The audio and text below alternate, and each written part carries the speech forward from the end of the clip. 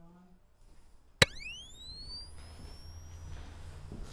Did you hear it clear? That was John. Okay, so this is the room I thought that they had the cigarette butt or something, wasn't it? No. That was in the next room over.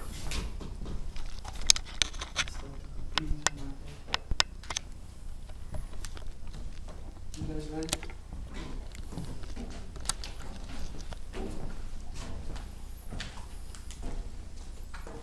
Please don't run off. I'm coming up to try to talk to you. This chair is moving by itself. I was going to say, did you move it? Oh, crap.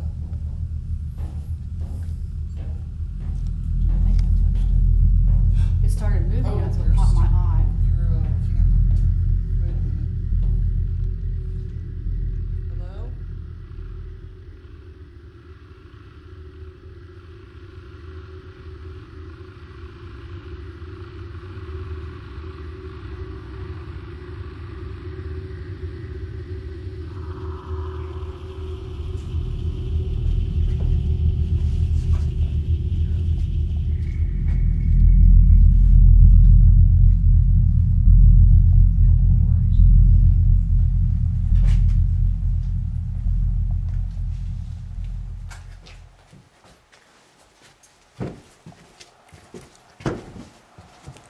So the owner died in this one. That's Supposedly, we've not confirmed that, but that's the story that we've been given.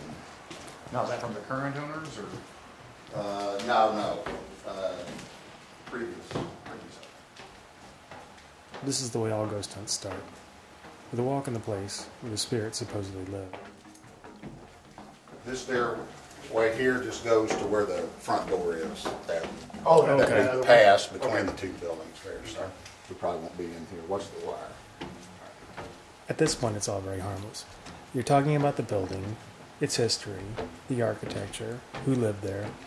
You don't have to ask yourself, what questions are you going to ask the ghost? And what are you going to do if they answer you back? So up here, at least most recently, and again, Monica will kind of go through what she found, that there was like offices, and I think it was a residence at some point in time. Somebody actually lived here for a while, but we'll go through all that, before we get started.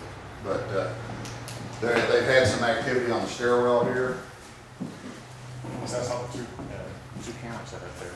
Right. And well, I think we're going to put one. Going down the hallway? Yeah.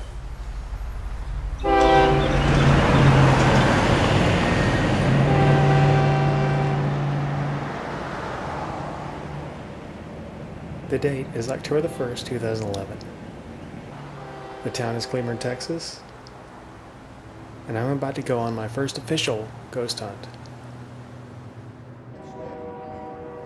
Normally, if it's paranormal, it's going to come and go. Okay. You'll get a reading, and then after a few minutes or seconds, then it'll go back down to zero again. Okay. Yeah, the unsteady's in it too. Right. But I can't figure out what. Of course, I didn't know what to expect, but I knew at this point in my life I was kind of tired of rationalizing everything.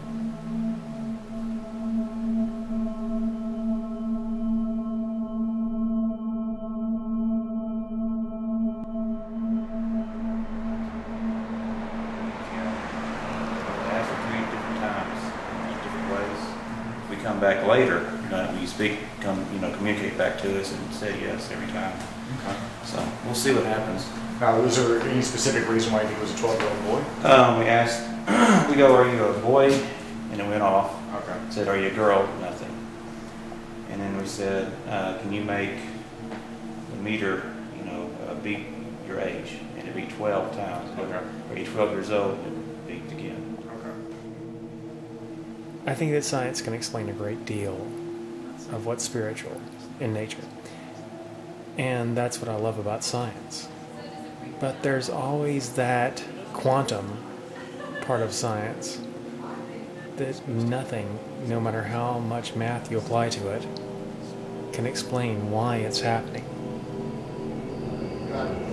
Julie's got a K2. Monica's got a K2.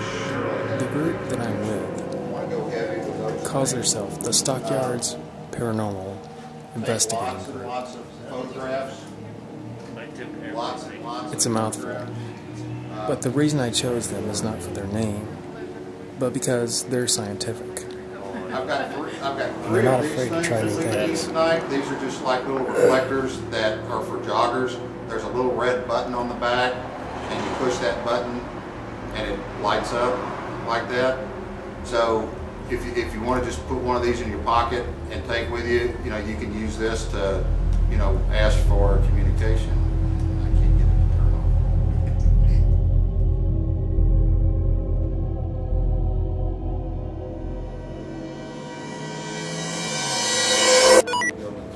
This building has had several different things throughout the years. As far back as 1885, it was a grocer. We sit in what was once the lobby of a beauty parlor, while Cheryl, a member of that group, tells us a little bit about the history of the place that she's been able to find out through research. Between 1909 and approximately 1928, there was a cobbler by the name of C.C. Warner. The building oozes creepiness in its abandonment. And then just various different shops. And then between 1949 and 1965, there were residential listings. We'll actually be investigating two structures, both owned by a local businessman, who began to notice strange things that were happening inside of each of them as he was remodeling.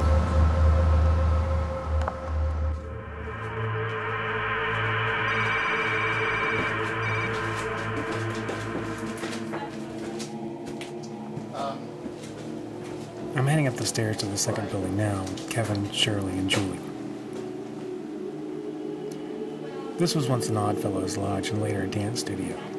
The mirror in the corner gives evidence of little girls and full-grown women who used to practice their pirouettes and pas de doubles here. A few weeks prior to our arrival, a man was allegedly attacked in this room. It was by an unseen force.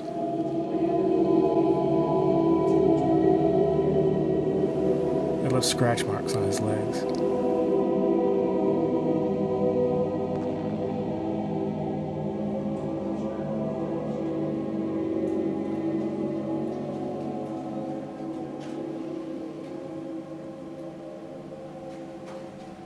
All right, the first thing I usually like to do is take some photographs, check temperature. We've already done EMF, but if I hadn't done that before, I would do that again. Done temperature all the way around, it's consistent between 70 and 80. This is how the investigation actually happens. In fact, Kevin, the guy who's taking pictures right now, he is an actual investigator. He used to be law enforcement, and after he retired, he went to work tracking down thieves with intellectual property. He's used to using his intuition and supplementing it with tools to find out the hidden truths.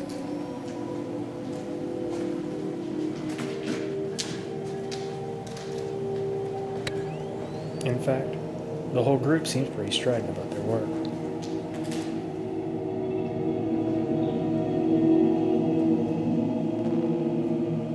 They spend a few minutes taking readings, setting up equipment, and snapping pictures.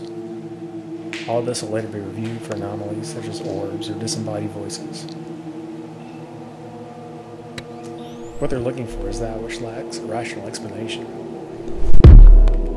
It's kind of a layman's version of the scientific method that they're using. People here a while back came in to talk to you, and one of them said that he was scratched. Did you do that?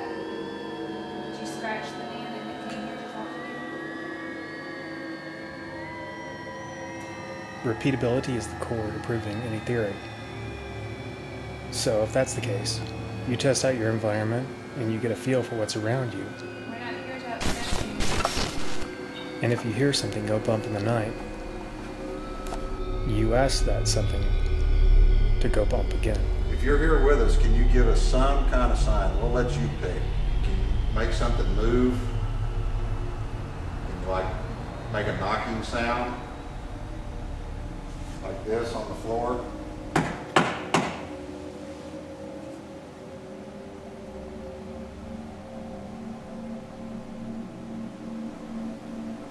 As I wait for an answer, I begin to wonder if my friend Brian is having any better luck next door.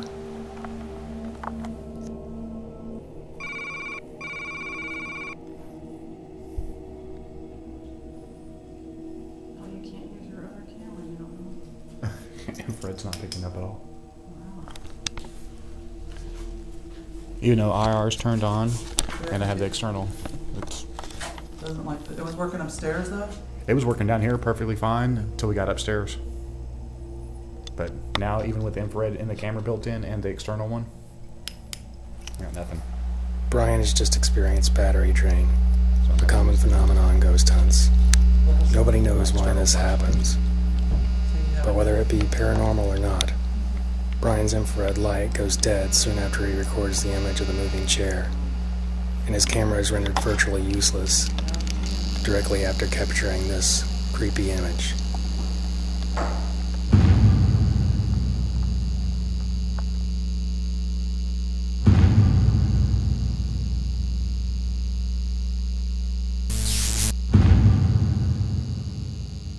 It's impossible to say whether this is a spirit or not. It bears a resemblance to Monica, but she wasn't in front of the camera when this occurred. Whatever the case, it definitely gave me pause when I noticed it during review.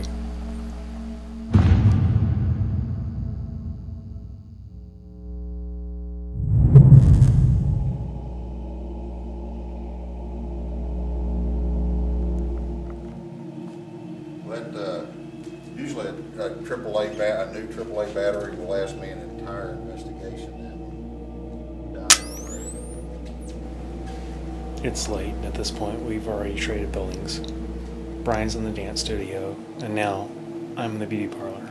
If anything happens, shout out.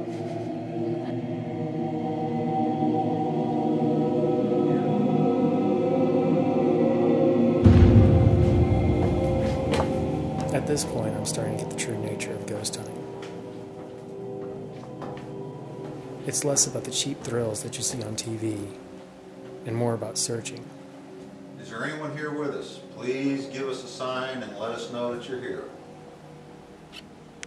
To paraphrase Nietzsche, it's about looking into the abyss for long enough that you hope, Can eventually, you make a noise? the abyss will also look back at you.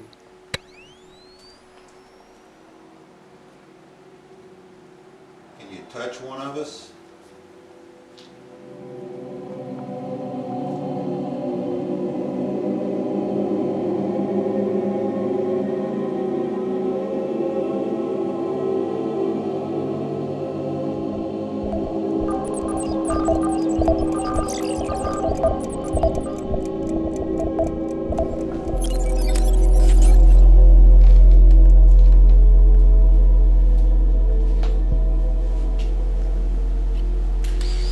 Around midnight, the group decides to make one final effort to contact the dead.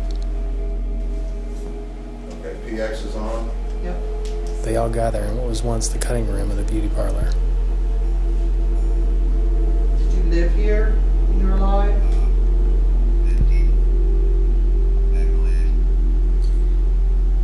In this effort, they'll be employing a device known as a PX machine. Are you still here? I'm not sure how this device does what it does, but it seems to work on the principle of being a high-tech Ouija board. 115? It issues random statements, and the meaning of which isn't always clear. What's your name? Sorry. What are you sorry about? Tell us what your name is.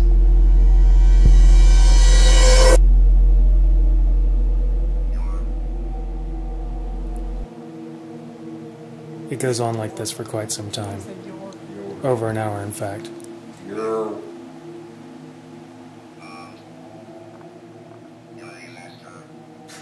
Thigh master? It says that a lot. Yeah, that's what What it's did it say? saying. Thigh master. Okay, I can't believe thigh master means something to I you. can't believe that's a vocabulary. It's got something else. It's well after midnight, and all the rooms in each building have been thoroughly investigated. Everyone's tired, and at this point, the inane chatter of the PX machine almost seems like an insult. Like the spirits, if there are any, or just giving you anything to wear you out and make you want to go away. Were you teasing? Well, I wasn't going to say anything, but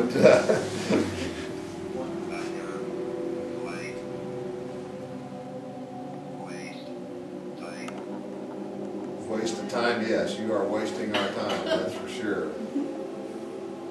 You think we're wasting your time? After more than an hour of this, there's nothing left to do but go home.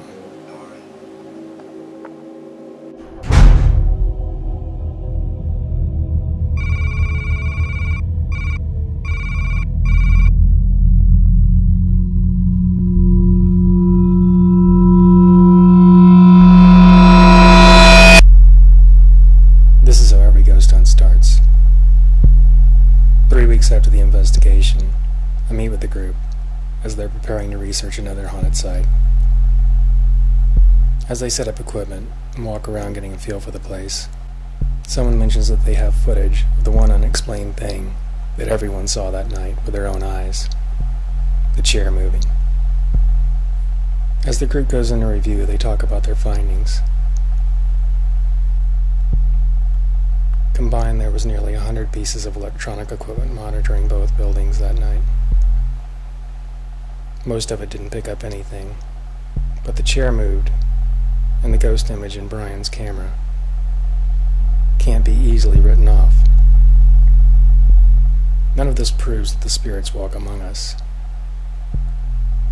It could have been a gust of wind that moved the chair, or someone might have accidentally bumped up against it. The ghostly figure on Brian's camera could have been a member of the team, as their image was cast as a reflection on the camera lens by the flash. There are always so many unanswered questions on each one of these investigations that you wonder what's the use in keeping doing it.